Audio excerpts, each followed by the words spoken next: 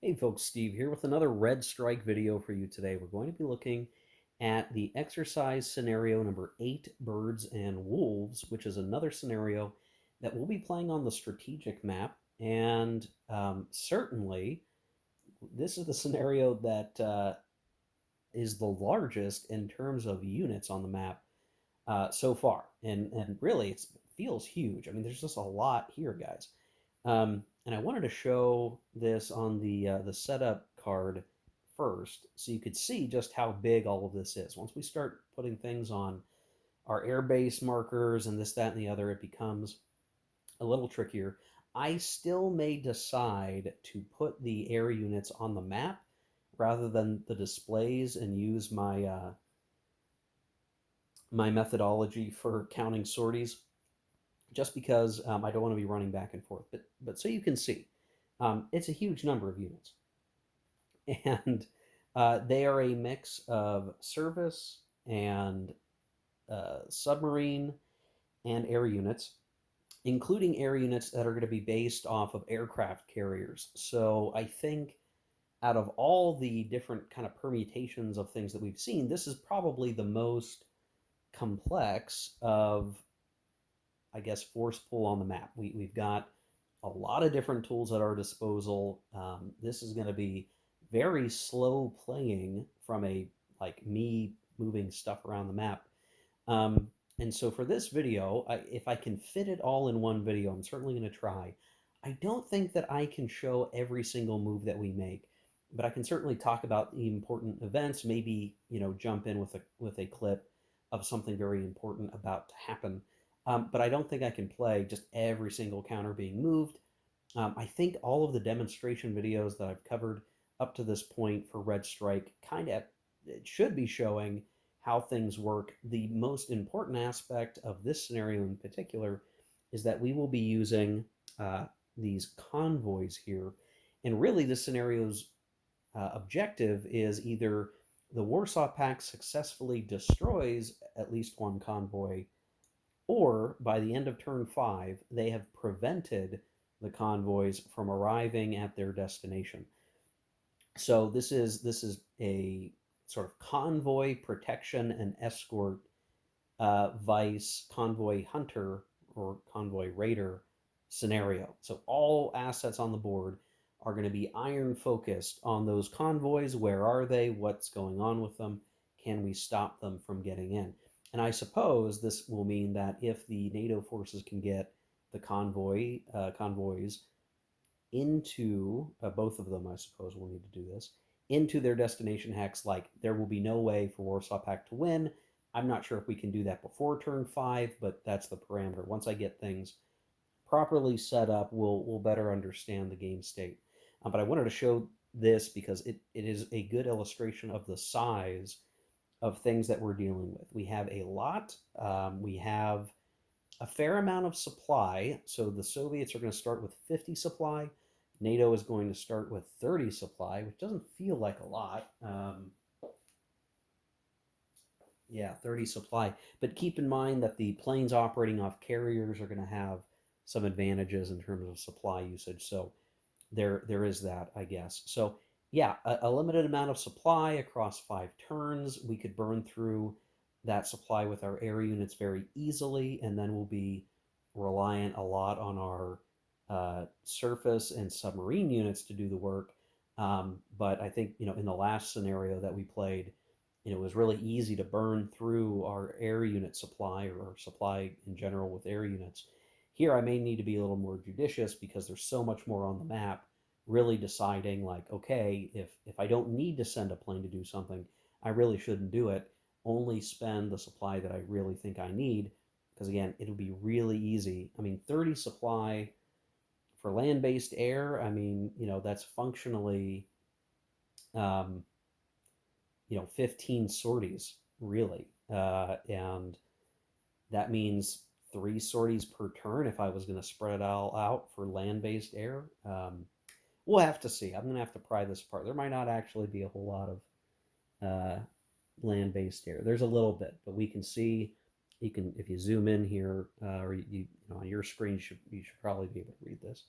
Um, there are a lot of these planes that are going to be on aircraft. I think at least half, if not more than half, is based on aircraft carriers. So that'll be the division here.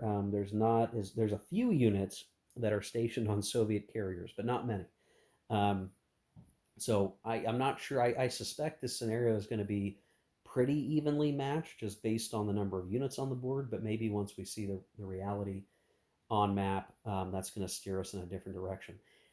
There are going to be reconnaissance points, and each side is going to get some reconnaissance point reinforcements over the turns.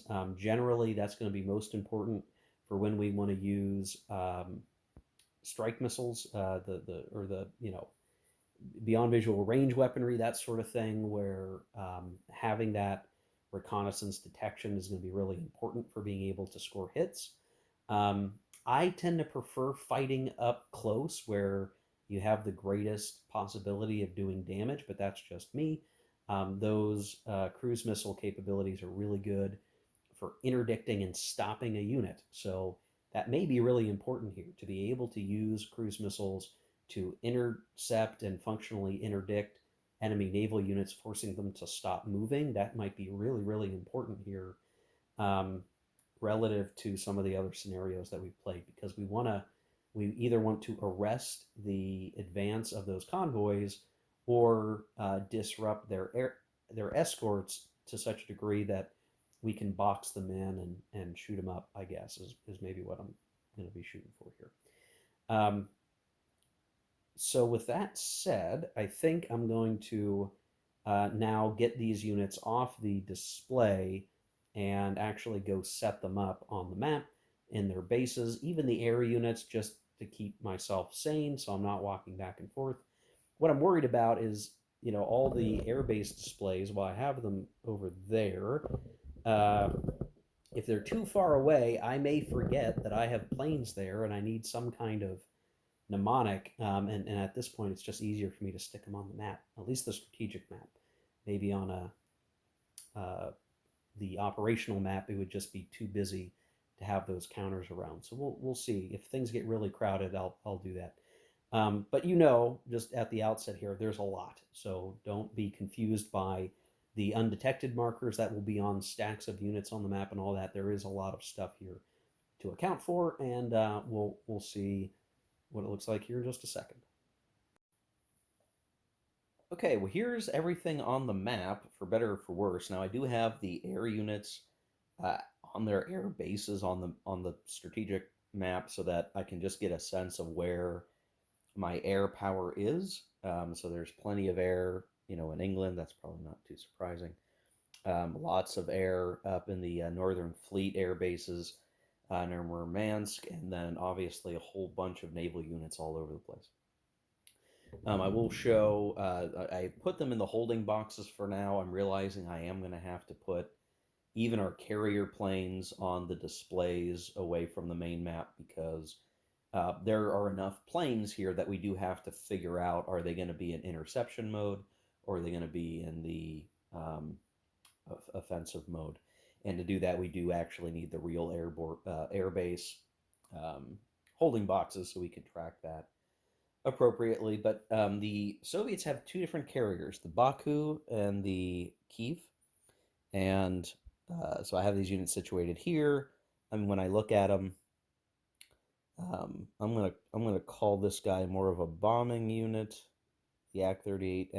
I'm not as familiar with that plane as I am other stuff. And then this is a Sub Hunter helicopter, based on the Baku. And then for the Kiev, it looks like we have kind of the same setup. Yeah, not particularly good in terms of like plane capability coming off the Soviet carriers. Down here we have the Illustrious is basing this plane, which is pretty good all around as a basic, like, it can do various things. It can fight. It's got some cruise missile capability, take out ships. That's a good one. And then there's a whole crap ton of U.S. planes situated on CVN 69, which is going to be near and with our convoy escort. So when I look at this, we do have a electronic warfare plane who, we're probably going to deploy that and just do with it what we can.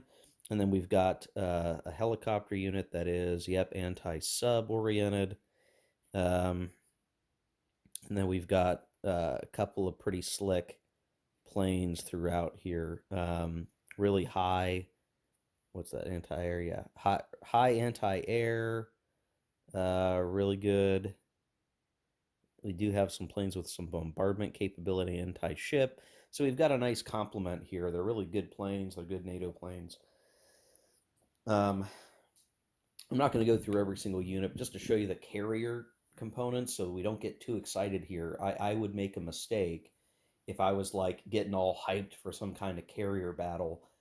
This is not Pacific War. We're not going to get some dramatic carrier battles. It's more going to be if the Soviets can use their carrier forces as a force advantage in certain situations, they will do that. Otherwise, the U.S. knows that they can operate with a pretty darn good, you know, combat air patrol around the escort at this point. I mean, they've got a lot of flexibility there. Probably not too surprising. Now, if we look at the map in totality over here, the reality is our convoys and our ships actually, we had to roll dice to figure out where they started, and I don't know if these dice rolls like should be secret in an opposed situation here, but I'm just doing solitaire and it's hard not to know what's up. But so we know we've got one convoy in this hex, which is also with a sub, amusingly enough, and then we have another one here with the Ticonderoga Surface Action Group 1. And then we've got these other units here. So here we have another Surface Action Group. We've got a sub here. We have another Surface Action Group. We have another Surface Action Group. Our carrier is over here. But I think, one of their first orders of business is going to be, yeah, they're with a Surface Action Group. Our first order of business is to make sure our as NATO anyway, is to try to get our carrier synced up with the convoys, um, so that they can lend that air protection, that air cover. Uh, Enemy air is really not going to be a concern for, maybe initially just due to range.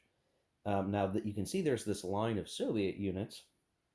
There's a sub, sub, sub, and actually, what's funny, there's a NATO sub in the same hex as a Warsaw Pact sub, and as soon as the game begins, we're going to need to roll detection here. So that could be the first, the first tripwire is we've got a NATO sub kind of out in front of the convoy and may discover this line of Warsaw Pact subs that are screening basically the West Atlantic region. So, um, Warsaw Pact has the first move, the first act. They have initiative, so they could, really try to get in here and cause a lot of trouble early. But we'll have to see if that's what occurs. But that makes sense to me, right? Hit those convoys, win the game early. Now, beyond this initial, there's plenty of escorts with the convoys. They're a little further up than I might have wanted. I would have maybe wanted some of these guys with other units. It's going to be hard. There's not much of a shell games playing solitaire here, but if I look further around, though, like there's some additional NATO subs out here in the East Atlantic region. So there's a line NATO subs. There's some Warsaw Pact subs again. So you have convoy, Soviet subs, NATO subs, Soviet subs. So a layered parfait of fun here.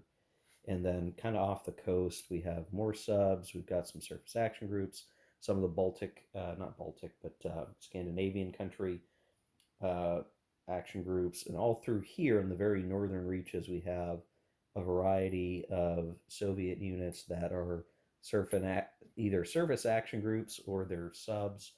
So kind of a whole like mishmash of things. Like there's a lot on the board. That's going to be probably the first challenging thing is for anyone playing the scenario is just like what do you begin to move. Um, And when you're the Soviets, just to show, you still have a lot of stuff way up here. So you have some fleets and some of your carriers up here. You've got some subs that are kind of exiting the Murmansk zone. You start with some stuff in port. You're probably going to take those guys out of port. Um, you've got a lot of air over here. It's big stacks of air. That's why I need to go put them on the airbase display track. You got a lot of stuff, but keep in mind, like we learned in the last scenario in E7, like any planes flying out of here are going to have somewhat limited range to really get over this way and make a big difference. So that's going to be one puzzle we're going to have to resolve because as soon as they start flying over this way, you're talking about possible detections and then interceptions, but potentially. So we're going to have to see what we can really do with our air. That's going to be like a turn one, action stage one priority is to really figure out. Well, I guess even in the unit assignment stage, we need to think about as the Soviets, like, hey, I've got air, I've got a lot of air, in fact, but I may not have a lot of opportunities to use it. So what can I do to make the most useful?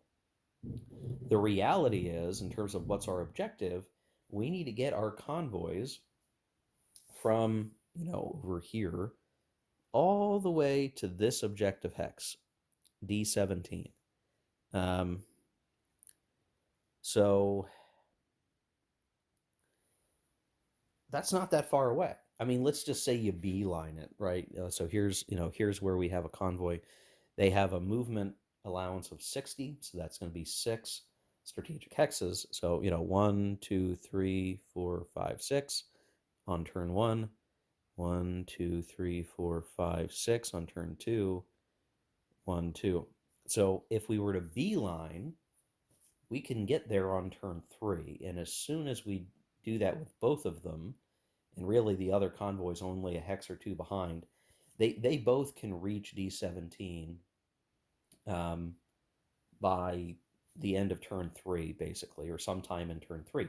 If they do that, that's when they can win. So while this scenario is 5 turns long, it might only reach turns 4 and 5 if the convoys do not beeline and they have to take evasive maneuvers to try to avoid um, the Soviets. And obviously, what could happen is we could try to create a blockade by moving a lot of our Soviet forces kind of through here, forcing the convoys to reroute this way, which may put them in our air range.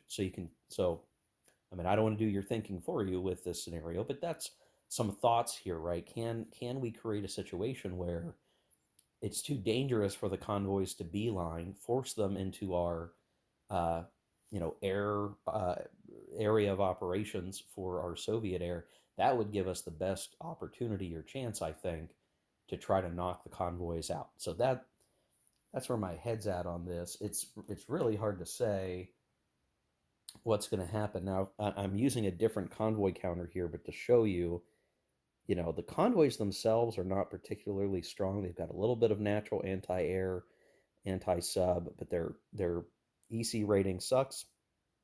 It just takes 3 hits to knock them out. Which, I mean, three is still, I mean, you either got to roll well or hit them multiple times to get 3 steps, but that's going to be a key aspect. I'm going to have to pay attention closely to the missile usage of our units. Using anti-ship missiles because that could come up a lot, and we need to respect the fact that you could run out of missiles and have to return those guys to port to rearm. Um, and the cruise missiles here are going to be really important because we may need to use our cruise missile capabilities to try to strike or at least intercept and arrest the movement of the convoys. So that's the other really important thing. If we can detect the convoys and any of our Soviet units can get a cruise missile bead on those guys, that's going to stop movement. That's going to cost them their opportunity to get to where they want to be. So that's the strategy right now, guys. Just going into the rest of the video, which I'll be playing, mostly off camera, but the idea is convoys would sure like to get as close to Europe as they can without being disrupted by the Soviets. The Soviets are going to do everything they can to make that difficult. And the NATO forces are going to either have to destroy that blockade with offensive capability or reroute the convoys or some combination of that. But rerouting the convoys puts them in some air danger potentially. And we're going to have to watch that as well. And that's kind of how this is going to work. But the reality will be, if I were to do this on camera, it's going to be a lot of like awkward. It'd be a lot of awkward stuff, right? I'd have to be looking at, okay, do I do a naval air interception and like intercept with my planes, and could they actually get over here in time to intercept them, or would they even be in range if they tried to do that? And then, oh, what's the value of this unit or that unit, and should I move that unit to intercept? um, there's going to be a lot of kookiness like that I'm going to be doing, and it would just be a pain for you to watch. And if I have to reference the rules or double check something, like, yeah, just you guys don't want to see me do that. I think, again, from all the previous videos leading up to this, I've shown kind of the way things work. There are going to be individual little oddball things, like we've not talked about it, but there is this sonobui line that you have to check for detection if you cross over it as the Soviets. That's something that needs to take place here. There's a little bit of goofiness with these hexes here because these are transitional hexes, meaning that uh, they have operational hexes that are on the operational map, in addition to having representation um, on the strategic maps. You can kind of see the shape here. Well, that shape through here is the operational map effectively. And if you enter into this hex, some of the operational hexes underneath are on the main map. Now, because we're not using the main map, we're not going to worry about that. But in a bigger campaign game, you would actually really care about if you entered this hex, because then you've got to see like what does that equate to on the operational map, and do some math conversion to figure out where they're at in that hex and stuff like that. We don't need to worry about it, but that's definitely something like, to be aware of. There's all these additional bits and pieces of the rules that, at least right now, we're not necessarily using, but we're getting more familiar with these mechanics as we're playing. I'll also just throw out there that like there are these blue cone icons on some of these hexes. That is natural anti-air capability, which is why we're trying to be so careful to thread the needle flying over NATO territory with our Soviet planes if they're detected. So we are reaching kind of, this game is complex. This is certainly one big chunk of flavor of that complexity, where as appropriate, like, whether we're talking about the 80s and onward or not, like this part of more modern advanced warfare is complicated. There's a lot of different systems, and when I say that, I mean real systems, weapon systems, detection systems, electronic warfare systems that come into play that make all of this, a really methodical process and set of gameplay.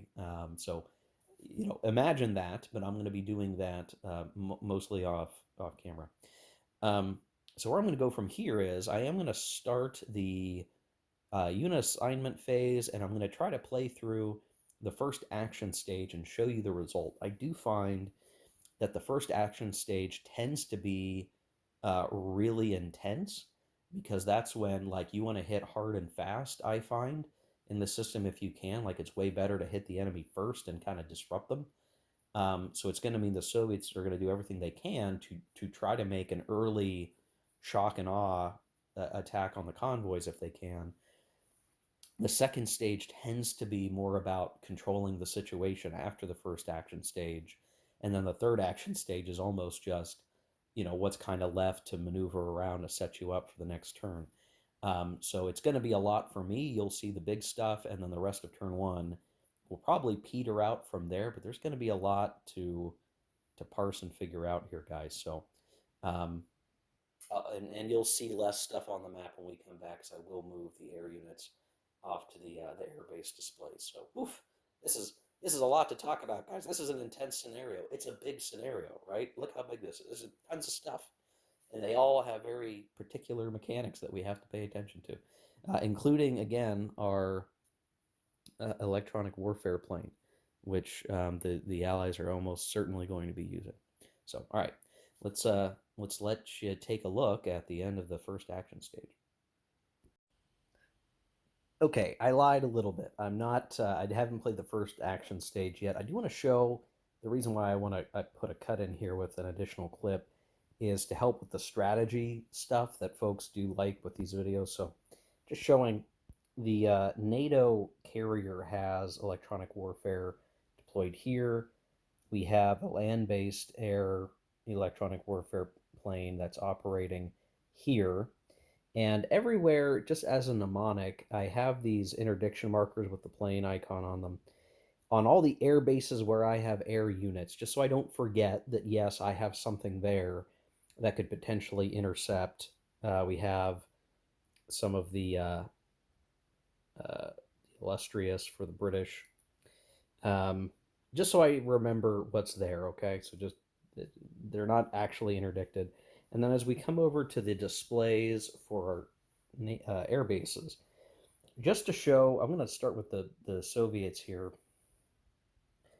You'll notice I've put pretty much everything in the offensive category, even our planes that have decent air-to-air ratings, because they're going to operate as escorts. Given our goal is to just out and out take out some convoys, I really don't see a need to worry about defense. Like, go all offensive at this point. That's my goal. So some of these guys, I mean, they would have been all offensive anyway. They really are there for bombardment capability. Um, and so on and so forth. So that's the setup for them, like purely offensive. We're not putting anything on interception. We do have fighters that are going to run escort for our strike packages. That's what we're doing there.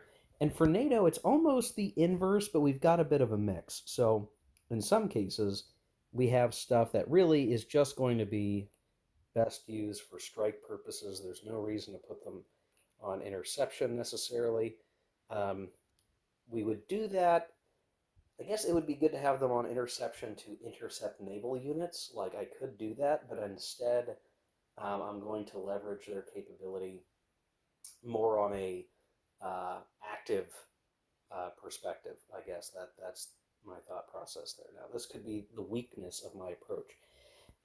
Because if I do have them in interception, they can respond to naval units. I don't have to just intercept other air.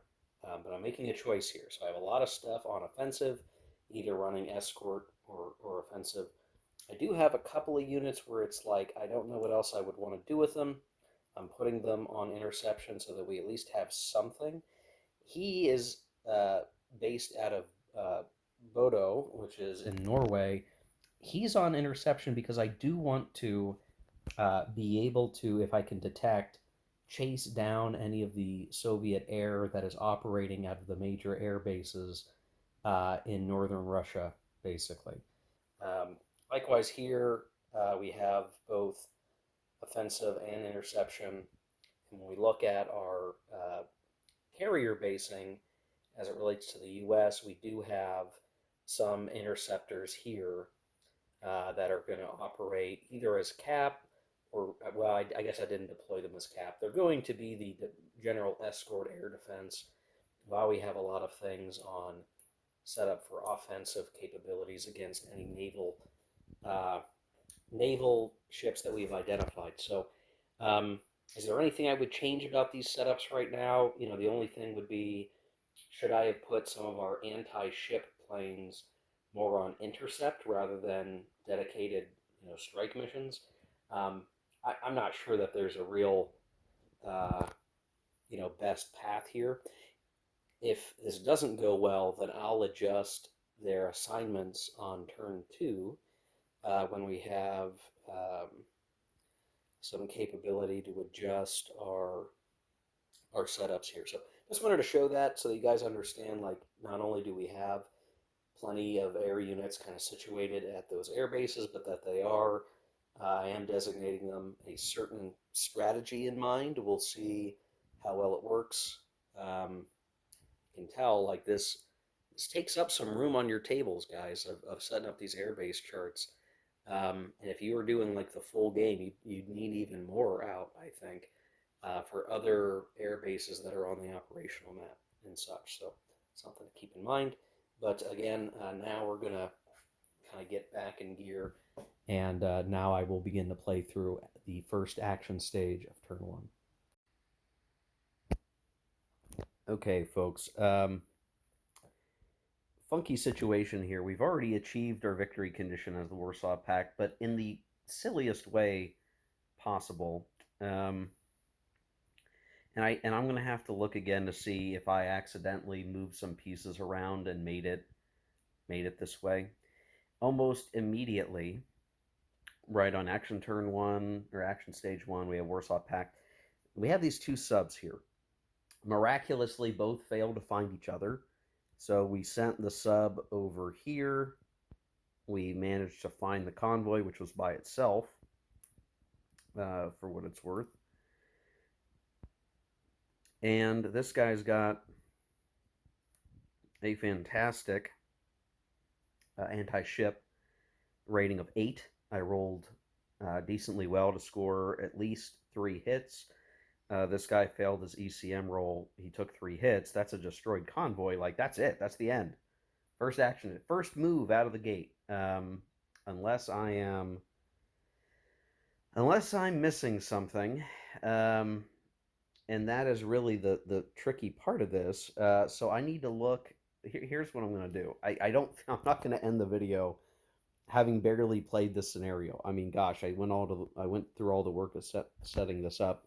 Why would I? Wait to, or why would I package it all up right away? That's silly. We're gonna play again, and I'm gonna double check the setup over here, and I might by fiat stick another unit with this guy or re-roll it so he's not by himself. And then that's kind of the weird luck of this was we had to roll where the convoy was, and he ended up by himself, which is not ideal. And really, had this guy failed, we could have tried to use this guy, this guy, snaking our way through here, and that just doesn't make sense to me. So you can kind of already put a W up for the Warsaw Pact here, but in the silliest of ways. A streak of die rolls. It was really surprising that they didn't find each other, and then just the navigation through here was pretty easy, and then we were undiscovered ourselves. We were able to throw our weaponry right at it, destroy the convoy. Okay, convoys can be susceptible to pretty nasty damage. Um, so I'm going to have to re-rack this one a little bit. So sorry if that's a little unexpected. We'll see what I can do to adjust the situation, because I do want to play this more thoroughly. I want to see the interaction of the components here on the map, and I think the setup, just the luck of the setup, screwed us up a bit here. But it's at the beginning, so it makes it really easy to fix. Okay, we have our fix in. The convoy at this restart is now in A1, which is the hex right down in here, and is placed with a sag. The funny thing is, if you look at the setup charts, you can functionally roll dice and end up with a weird amalgamation of like where your surface action groups could be with your convoys, and like I have kind of a weird spread from the die rolls. I would say if you wanted to make this scenario a little more competitive, I would just let the NATO player set up how they want and create the shell game a little bit. Like the convoys could be, anywhere along here, and if you just look at the double stack of units, we're seeing like the tall stacks. The Warsaw Pact player can't be sure that that stack is not two surface action groups. So if you put all the ships together, you can kind of figure out a way, I don't know, to have some confusion about where the units are, so that it's at least a little more competitive in terms of like where can I go, what can I hit, what's worth shooting for and trying for. I think that's at least one possibility that you can leverage in this scenario, make it a little more interesting, where this first line of subs simply isn't going to disrupt and destroy the NATO convoy, because that all it took was one good find. It managed to be undetected, so it kind of sprung a trap on that convoy, but only by the dumb luck of the setup dice was that convoy by itself, and that seems silly. It makes a bit more sense to me somehow to have this set up to where you could pick kind of where they start and kind of set up your own bluff, I guess. But anyway, I'm gonna restart. I'm gonna go play the first action stage, and ideally we don't have an instant victory once more. Okay, guys. Here's another run, and we are failing once more, but we are learning a lot. So let's talk about where we're at. So as as a result of this playthrough, the convoy is sunk, its escort is damaged. But let's rewind the clock a little bit and talk about the order of operations here. So I'm going to set these guys aside for just a moment. This was our first activated sub, was co-located with this sub. Now, unfortunately, the NATO sub was detected. The Warsaw Pact sub was not. So advantage to the Soviets. We took that sub and left the hex. We just said, you know what? Nice to see a NATO sub. We're going to move away, and we're going to come over here. Now, Steve, the person who set up these counters, I know where the convoys are, okay? That's hard to erase from my memory. I could do some goofy stuff like rolling a die to randomly determine whether or not that hex actually has a convoy or something, but even in an opposed game, I could look at the height of the stacks and maybe make some kind of guess as to where the convoys actually are. So I came here just to see, and okay, what happened? Well, first things first, the NATO, we detected the convoy and the escort. So lucky for us, single die roll, we detected the surface group. Good for us. These guys, 2 dice, failed to detect the Warsaw sub, which means first strike out of the gate, we get to hit these guys. Now, ordinarily, if this was not a convoy being escorted, like we would get to pick our target. However, when we have an escort like this, there are rules for this. This is like 17.9 screening rules. If you have a SAG here escorting, one, you use the SAG's ECM rating, which is much better than the convoy by itself, a 6 compared to a 2. And whenever using missiles, and technically every time we use our anti-ship rating on our subs, that is using a missile. And this goes for cruise missiles as well, but it applies to anti-ship missiles, I believe, as well. That the SAG can take the first hit for the escort. So when we first did our business and we rolled to hit, and we did hit with the sub, they rolled their ECM. All things told, it resulted in the Ticonderoga SAG here taking a hit and the convoy getting the second hit.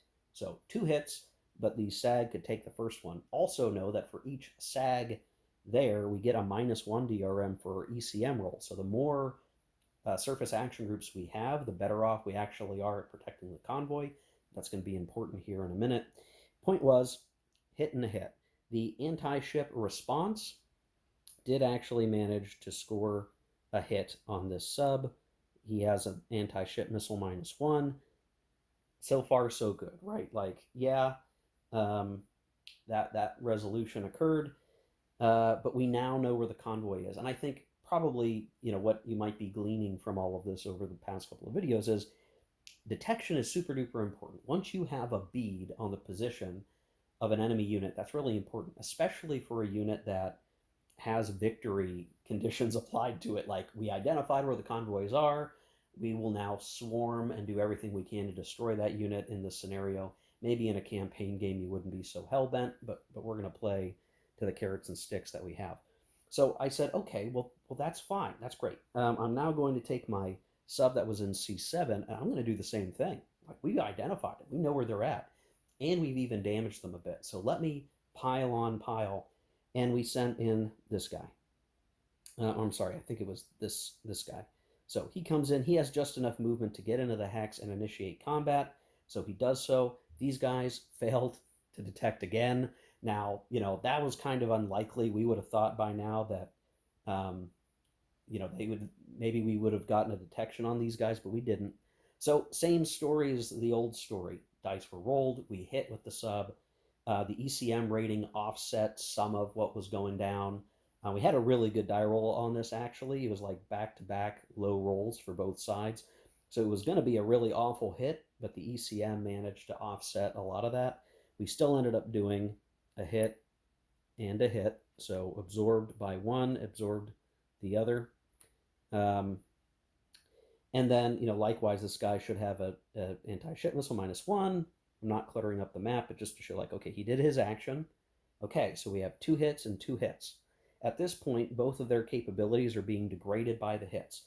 Do we have another sub nearby that we can throw in at this point? Yes, we do. We had one that was up in here. Much more movement allowance, came down. Now, this time they detected at the same time in the hex. So the combat was simultaneous, but because they're in the same hex and, like, co-located, there's going to be a fight here. We couldn't really do an interception at this point because, again, they're detected in the hex. And so the combat was simultaneous. Here, it was almost the same thing. We hit, so we were getting, I mean, on eights, I guess there's a chance I could roll like an 8, 9, 10 and maybe not do hits or miss, but I was hitting. Hit, ECM, did okay, but not quite enough because they're just, starting to have issues. And we do, again, same thing, 2 hits, 1 absorbed, and then 1 goes to the convoy, which is our primary target, thus destroying the convoy, winning the scenario for the Warsaw Pact. The SAG is heavily damaged. And the subs basically no worse for wear. Would they have been swamped by everything else around here? Sure. But again, the carrots and sticks says we're going to go for the victory condition, which is eliminate the convoy. And we successfully did that. Now, it took 3 subs kind of flagging active and hostile to shut down that sub, or that convoy rather, and we had to deal with the SAG, the Surface Action Group, which did provide some defensive capabilities, but it wasn't quite enough to offset what was going down. So again, action stage 1, turn 1, the game is over. We've destroyed at least 1 convoy. That's a victory condition. We win. So what are we learning? Not to say that this is invaluable. We've got a lot of units set up for things to end so quickly, which is maybe a little disappointing. But what are we learning? Well, one, if you're going to do convoys, you're going to want to protect them. And in fact, it's actually better to assign them multiple surface action groups to, one, provide maybe a better chance for the best ECM in the stack. So even if one ship maybe gets destroyed or something, if you've got multiple surface action groups, you can maintain a high ECM rating, and you get a die roll modifier for additional surface action groups, which means you could have, a really high likely chance of avoiding hits, period, and making sure they don't get put on the convoy at all. So I think that's good lessons learned, and I have a good feel for how many subs it might take to overcome even one surface action group, which in this case, you could see, I mean, we rolled pretty well, and if I didn't roll as well, I might not be in this condition so soon. But it took some doing. Like, we had to dedicate several units to overcoming the defensive shield that the surface action group represents for the convoy. So how would I try to improve the game state as the NATO forces? How would I look at this and try to play a variant where NATO doesn't feel like it's a sitting duck? Well, the setup charts for this scenario are particularly difficult for NATO because we're kind of getting assigned these hexes at die roll when really, I mean, honestly, if I were setting up a convoy, I would probably try to do a little more planning and try to have our convoys set up with protection straight out of the gate, and then it being a question of, do we have our convoys, all our eggs in one basket, or do we have 2 separate baskets, and can we actually put all these guys in the same hex together? So even if my opponent could guess, okay, you put your convoys in this really high stack of stuff, that's clearly where the convoys are going to be. Well, even if you detect that sub, you still need to get past its heavy escort, and I think that maybe is a better strategy around this than being at the mercy of detection and only having a really thin defense. I'd rather forego that detection and just say bring it on, because you're not going to damage my convoys because I've got so much protecting it. And by the time these guys make their attempt, we should be able to get our convoy escort stack of ships within the support range of our aircraft carrier, and operate together that way. So I don't want to just call this video quits here, because I think, this is, if anything, this is an exercise learning scenario. I think it's teaching some important lessons, but I think we can push a little bit more and go for extra credit here. And I'm going to re-rack the scenario. I'll do that off camera, but then I'll show it. I'm going to set up these guys all around here a little bit differently. I'm going to just choose where to set up. They can't be any further than this hex, maybe. So I'll say right around here. I'm going to pick my stacking. I'm going to ignore the die rolling. I'm going to outfit my escort the way that I want, and then we'll try it again and see what happens. So give me just a second, and I will show you my reconfigured task forces that I'm going to operate with here for the scenario, and we'll see if that'll be any different. Okay, so let's take a look at our new configuration. I have taken the liberty to adjust the hex placement of a couple of different units. One I did not change because it starts in the same hex as one of these Warsaw Pact subs, so I felt like, let's keep it there. Makes for an interesting beginning of the scenario is this NATO sub. So it stays here with the same hex. They'll try to detect each other immediately. Here, I've got things set up. It was kind of hard, really, to think through this the appropriate way. So I have one of these SAGs out front here. We've got this sub that was in the same hex it started in. I have one SAG set up right here, and leaving that sub right there. So, lots of simple stacking here,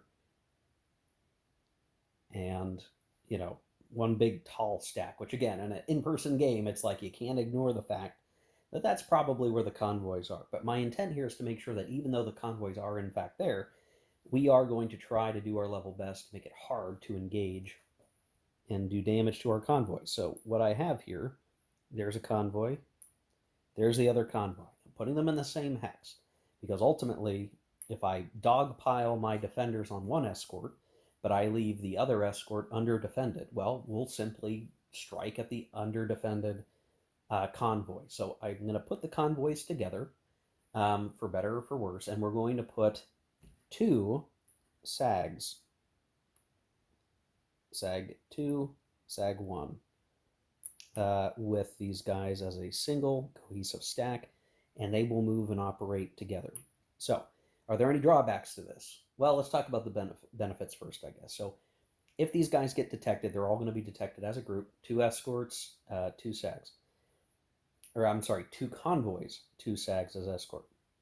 Now, in the combat, no matter what happens here, we're going to use the best ECM rating, which I think for the 2 surface action groups, they're the same. They are at 6, so that's just a baseline we would have gotten with 1 ship anyway. But then we also have the ability to get die roll modifiers for the 2 SAGs. So not only do we have the better ECM rating, but for 2 surface action groups, that's a -2 to the die rolls on ECM. So that's going to give us a pretty good opportunity to dodge a lot of hits, with that, ideally. So that's good. And then finally, the nicety here is that we've got 2 ships that can absorb hits for our escort. So we've at least got, if worse comes to worse and one gets attrited down, we at least have another one, and we'll balance that as best we can. Now, you might say, well, Steve, you got some other surface action groups here. Why wouldn't you put them all in the hex together? Well, on turn 1, it might be advantageous to put them all together like this. That really wouldn't be a big problem. In fact, part of me wonders if I shouldn't just do that. So hold on, let me make one adjustment. I am going to put one additional surface action group in here. But they're not going to stay together. Why would that be?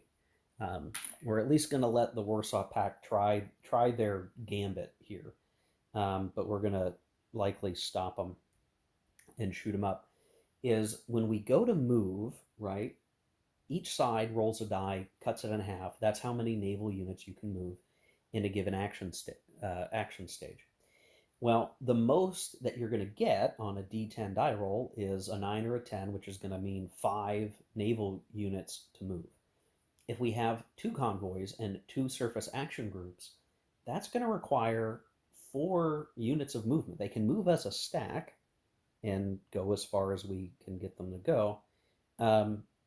But each unit moved counts as 1 against the however many we get.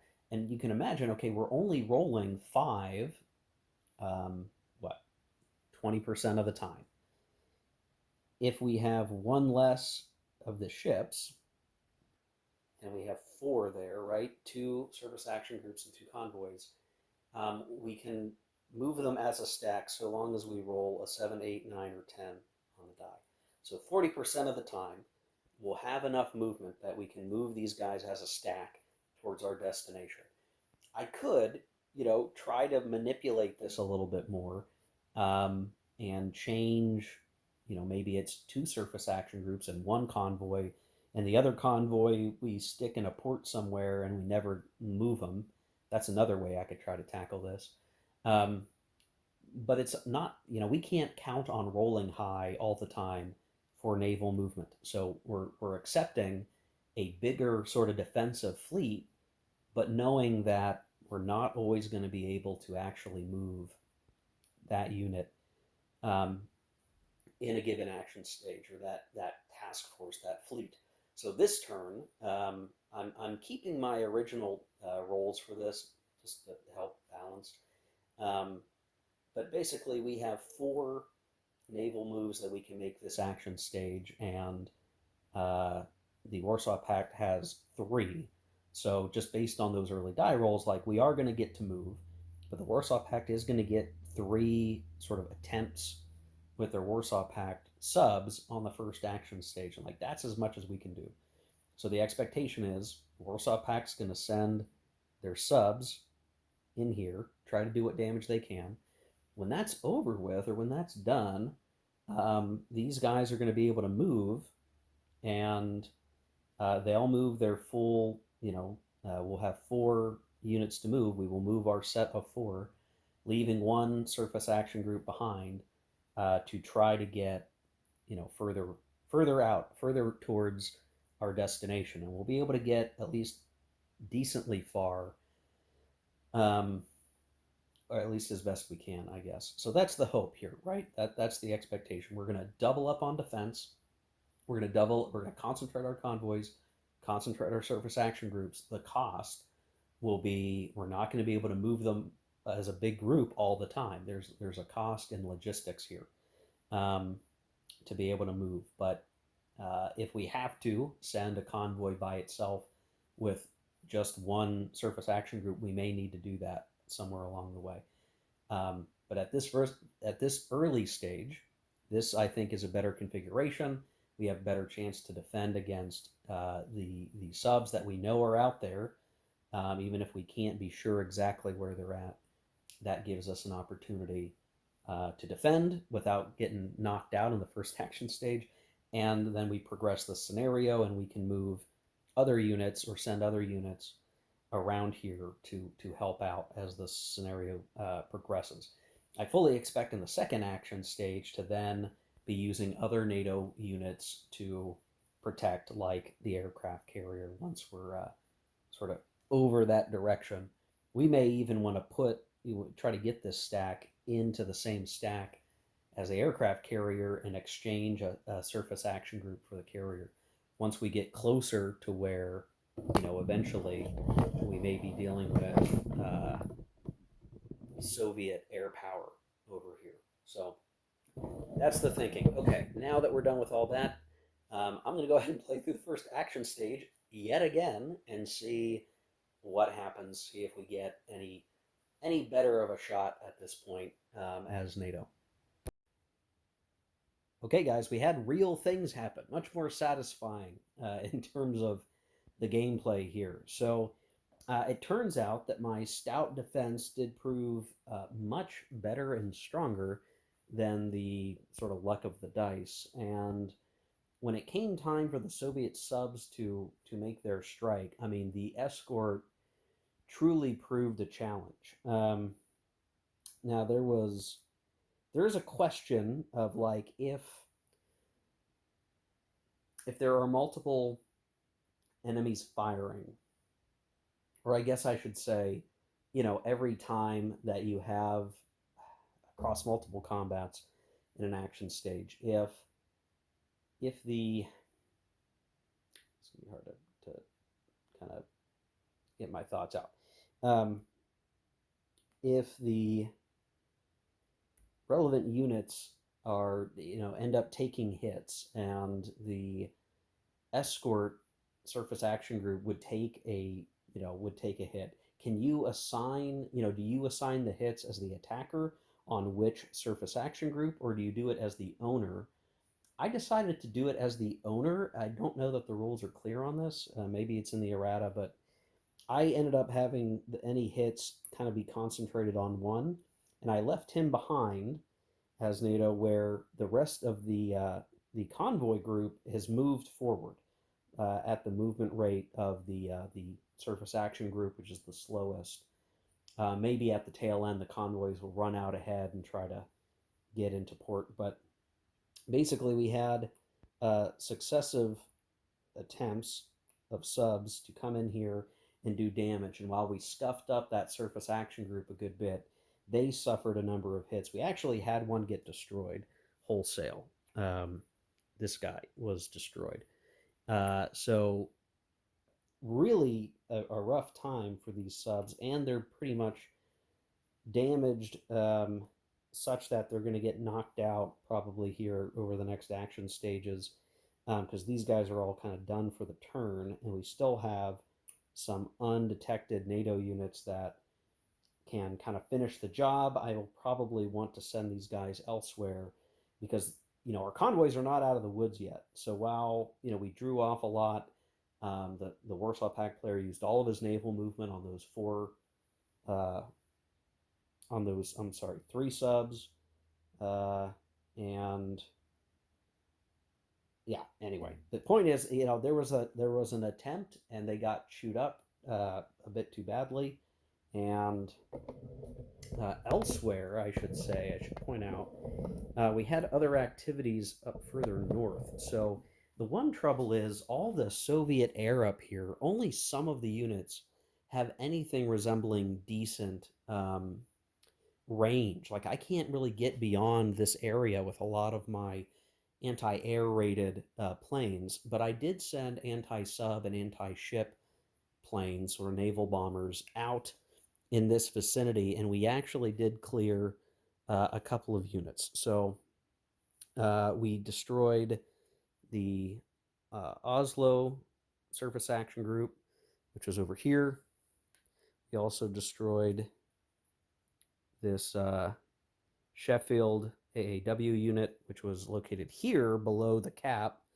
Um, and I couldn't actually get any anti-airplanes out here to disrupt, or not the cap, but the electronic warfare unit. I couldn't get an anti-airplane out close enough to disrupt the electronic warfare plane, so that's still a problem for us. But um, and then we actually in well, I guess I should. When did this occur? Okay, no, that was on the NATO side. So there was obviously some movement that was attempted to try to clear out some of the NATO units. So it's a bit thin, around here, other than we've got our carrier and some other plane, our carrier force here. The convoy is coming. Um, there are still active Warsaw Pact units nearby, but we've done a good job of detecting them. And if not for the fact that we've used up all of our naval moves, just moving the convoy, I think in the second action stage we could actually leverage some of our cruise missiles to disrupt the rest of the Warsaw Pact attackers. So I think NATO's actually doing pretty good now. Just not getting knocked out in the very first a couple of activations is really important. Now, on the NATO side, the reaction side of the action stage, couple of things.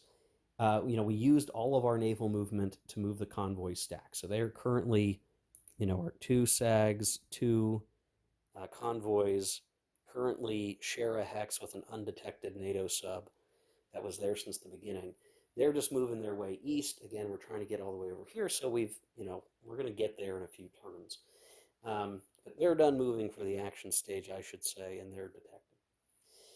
Now, what else did we do? Well, we tried to use our air power, of which we have a fair bit, to do our own operations. So, unfortunately, the air operations around the carrier is only a few hexes. So, we couldn't actually do anything special with those air units. We did try our best to operate with the air here. I should point out that when we did send the Soviet anti-ship and anti-submarine forces out of here, they were intercepted by planes out of Bodo and Andoya Air Base, which contributed to some step losses suffered by Soviet planes. But when we did our own set of activities where NATO bombers, naval bombers, were trying to operate, like, this is a pretty good unit, P3C. Like, we had him fly in to try to knock down this Soviet SAG.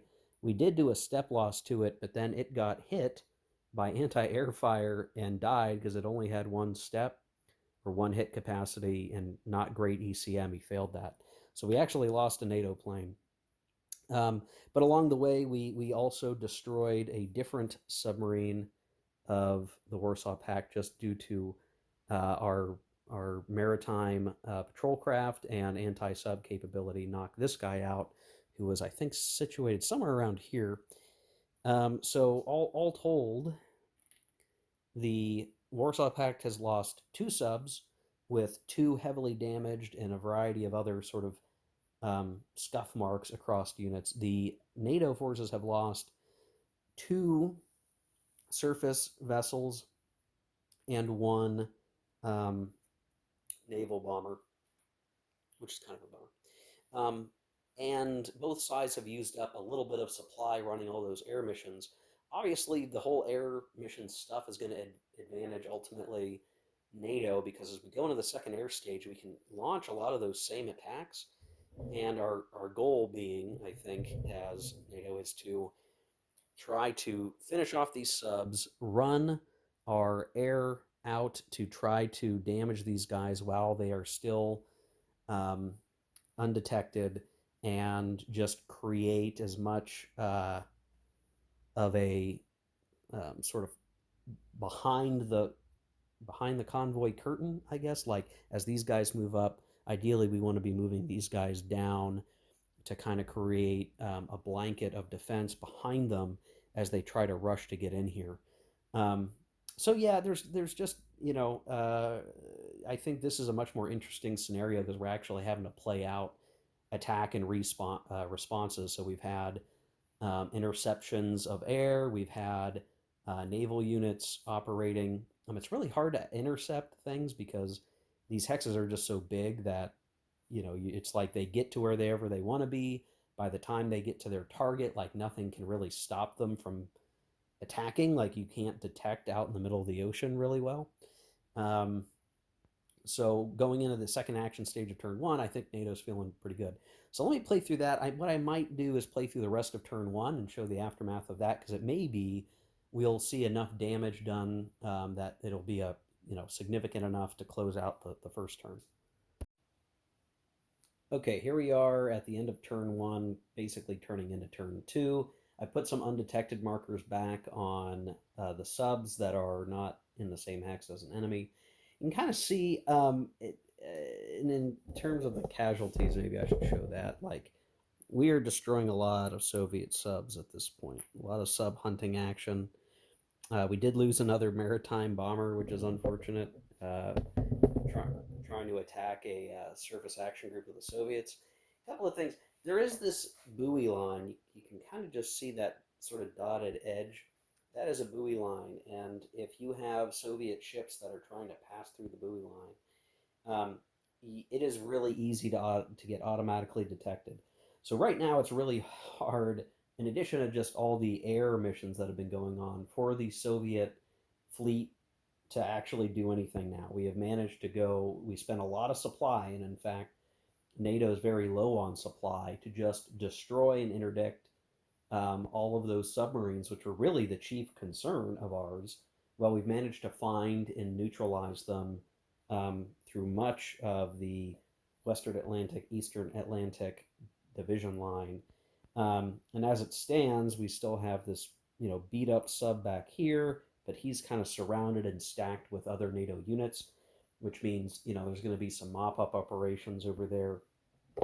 The ability to stop the convoys now really rests upon the ability for um, the remnant Soviet naval units that are in the sort of North Sea region to stop the convoys. They're kind of far away, and once they cross the buoy line, that's going to be a problem. They'll be detected and can be intercepted. We still have our really crappy carriers that are out there, even a naval stack way up there that I've not been able to do much with because I rolled really low on naval activations over the last couple of action stages here. So it's kind of like the path is clear. What I'm probably going to be doing is trying to park some of my stronger SAG units um, down there near the objective to try to have final shot of cruise missiles at our escort.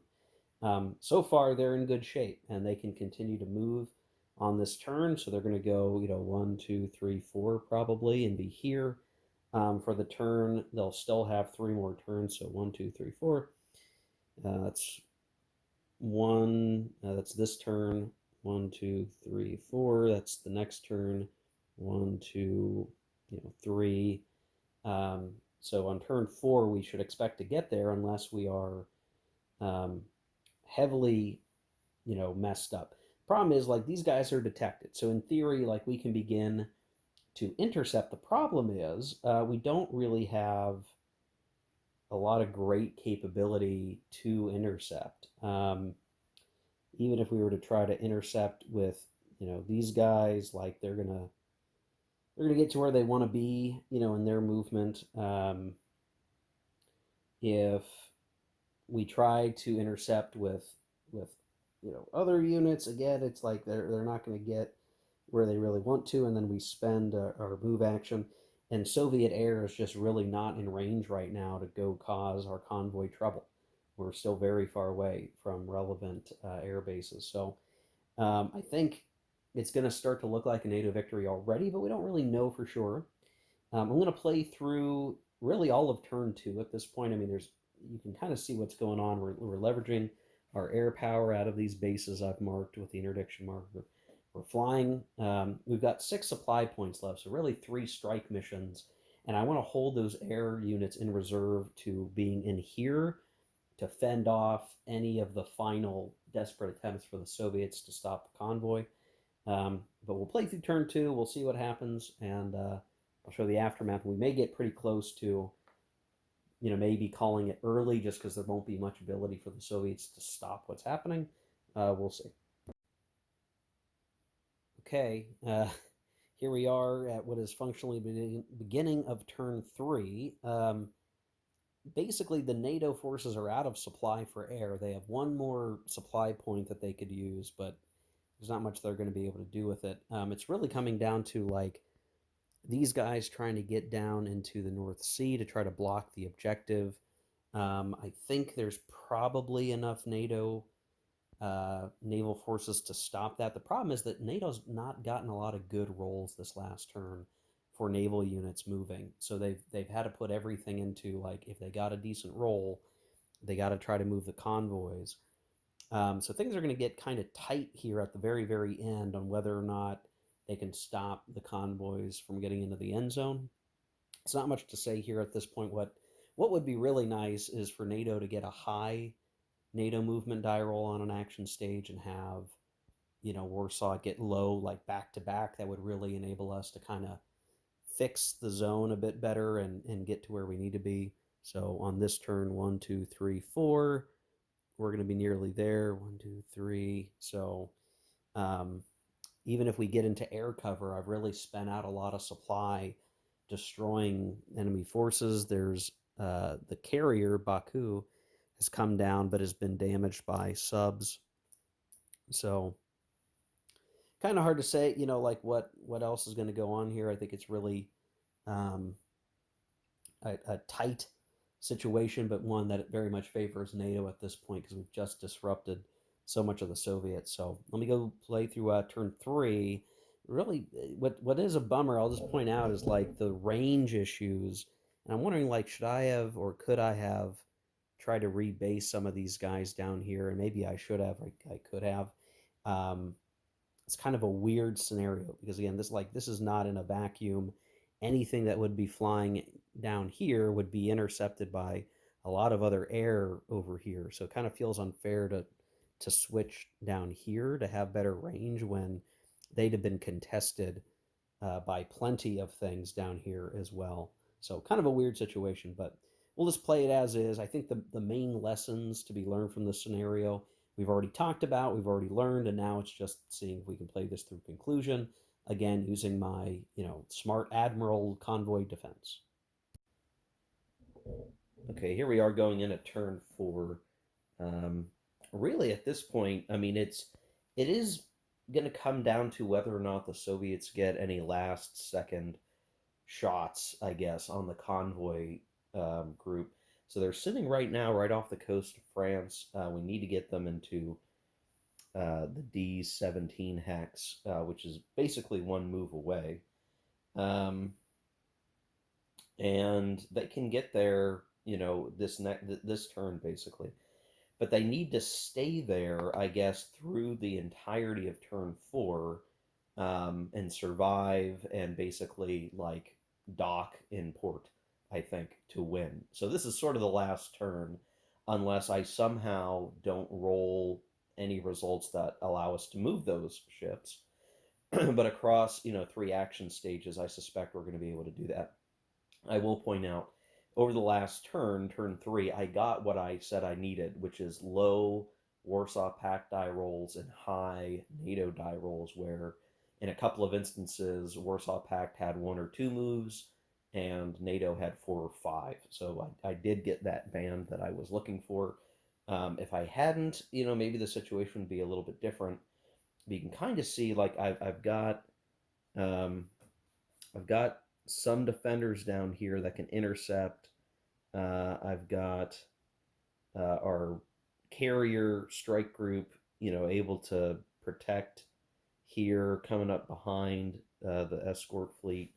Really, it's like these guys that I'm concerned about because right in this band here is where we have the ability to project Soviet air power, and they have destroyed some NATO surface action group type ships, or I should say, surface vessels. I'm not sure any of them were really SAGs. Um, so that's been kind of a tough thing. So there is that line that you can see of Soviet units that are just off the coast of Norway that could try to come down into the North Sea to stop them. This would be suicide if not for the fact that I've spent out all my supply for my air units, and basically I only have carrier aircraft to work with right now. So and they don't have the greatest of range. So right now it's trying to use this guy to kind of hold and reduce Soviet capability. I'm actually wondering if it wouldn't be better on the first action stage if I do roll high as NATO to try to move other units in and around this area, because at this point the only way the Soviets can stop them is if they just try to jam everything into the hexes around the objective and try to um, stop the convoys or fire, intercept and fire with their cruise missiles. And right now, I mean, the cruise missile range is somewhat limited, so they really have to be right up near the hexes that our convoy group is running to have any chance of hitting them. So we're not out of the woods yet as NATO. I do feel pretty good that we're going to get in there, but again, it remains possible. that something could happen here, and uh, air power is still a concern. If I really look at the range, even if I were to say this is an unlikely situation, um, coming from North Fleet, one, two, three, four, five, uh, 6, 7, 8, maybe take some fire, 9, 10, 11, 12. I actually could get down there with a couple planes if they can survive some anti-air shots, I guess. I could maybe get down there and throw some last ditch attacks at the group before it you know makes a landing there. So I don't know. That's going to be the real question here. Can we do it? Can we get in there without being disrupted? We're out of air defense except for our carriers. So our real objective there is to try to get the carriers in place or close enough that we can intercept from our carriers to protect the escort. So, all right. I'm going to play through turn 4. This is kind of like the most critical turn at this point. I think the winner will be decided this turn based on all those things together. The Soviets still have plenty of supply to operate with for their planes, so I'm really not worried from that perspective. It's going to come right down to it. Okay, so amazingly enough, the escort did not actually get into the objective hex this turn because they were intercepted. I guess I got forgetful in the order of operations, and it turned out that indeed the Warsaw Pact could kind of hold their action and then intercept with their pretty sizable surface action group here. Um, and they were able to, they had to basically fire or use their air complement to intercept and stop. Like they had moved down here, right? But the aircraft carrier had air assets that it could use to intercept the escort and slow it down, which it did, causing them to stop in this hex.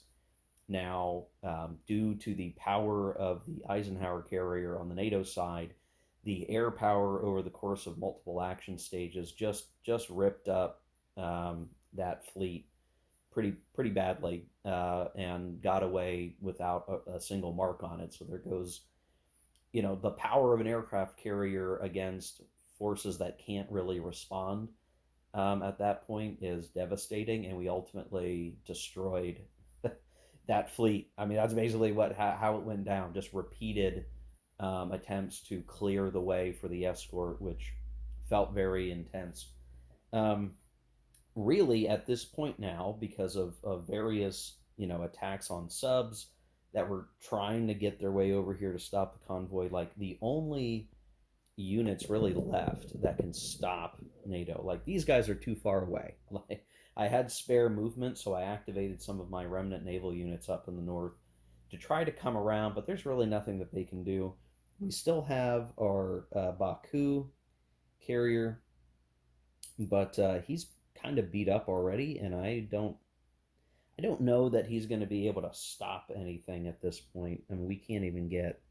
Oh no, he's got 100 movement, so that carrier might be able to do something, but it's not going to be able to go toe to toe with the Eisenhower. That's for sure.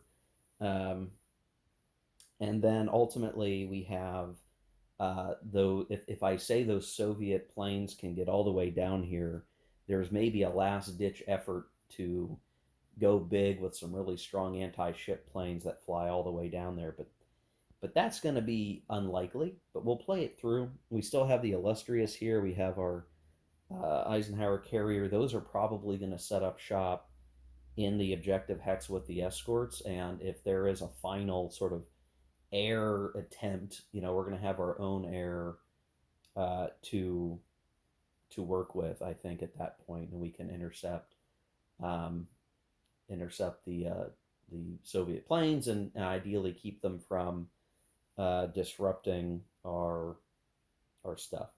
So there you go. That's what's up.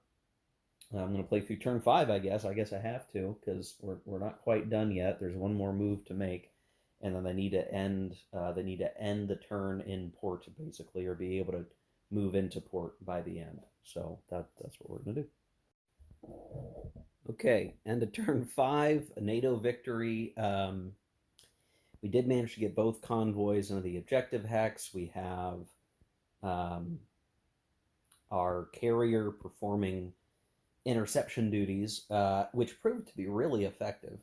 So we were just in range for some of these Soviet long range naval bombers, these guys, to fly down, get past other anti air defenses and try to get in here. But, each time they tried, basically they were detected by our electronic warfare planes that have great detection, and then we would fly our interceptors off our carrier and basically manage to shove those guys off pretty easily. We have 7 anti-air factors on our intercepting fighters from the carrier, so they're really good, and successfully, warded those guys off, and we just really couldn't get any other Soviet units down there to disrupt the arrival.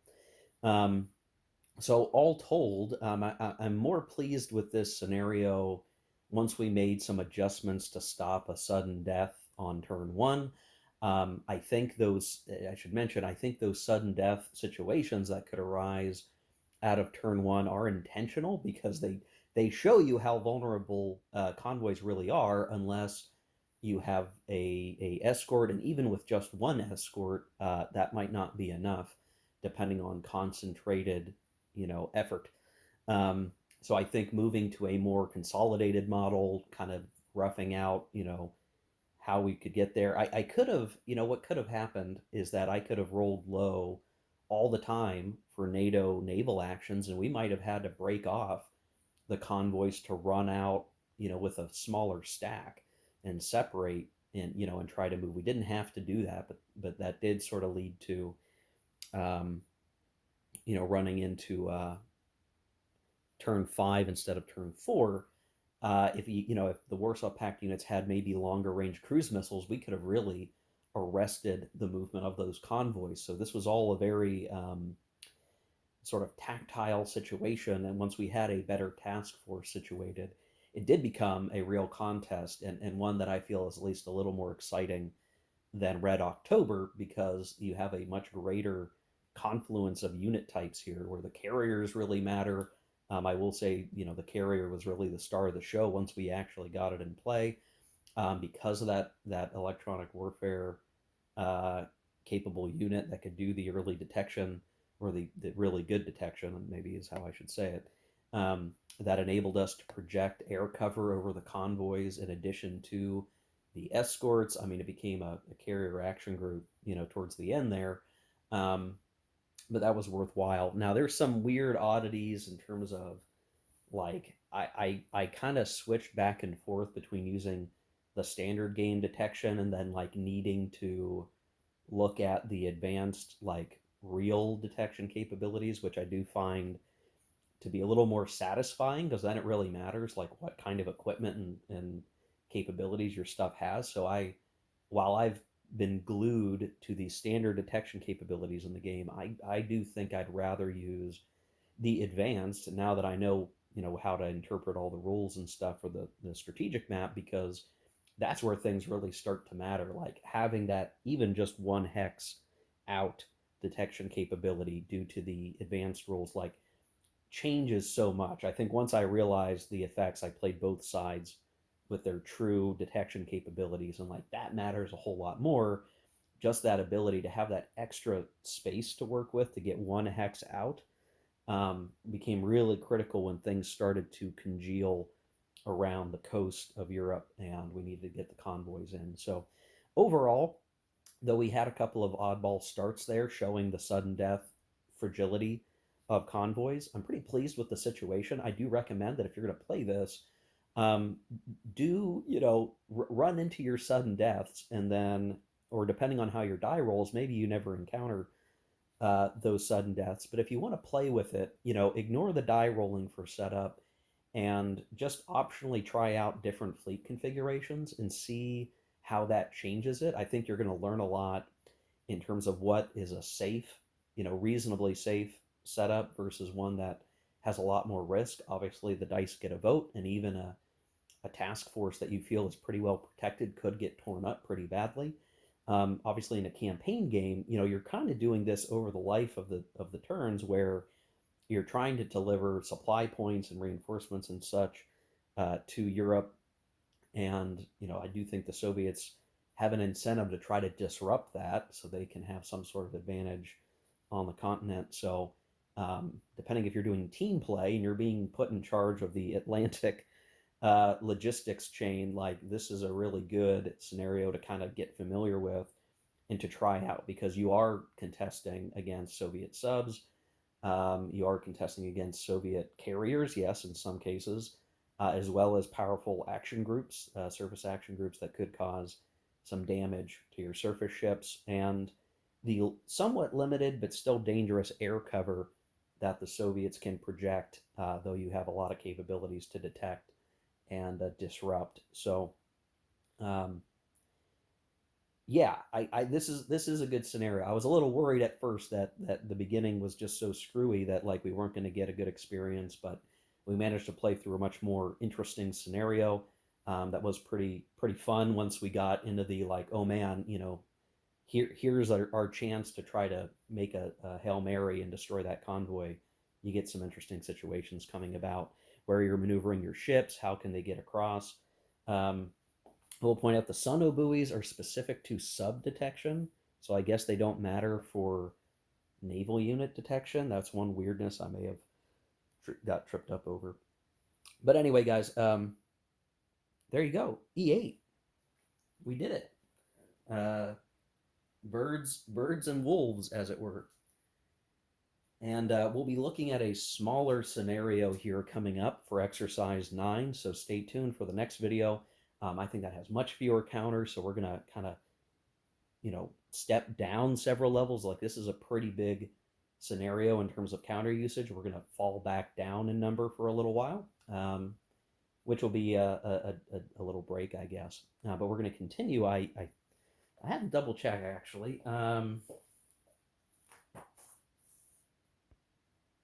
Okay, interesting. We're going to leave the strategic map behind for the next video, guys. So say goodbye to the strategic map for now. We're going to get engaged with some other stuff. So thanks for watching. Hope this video was enjoyable. It's probably running a little long. Sorry for that, but we covered a lot of bits and pieces here.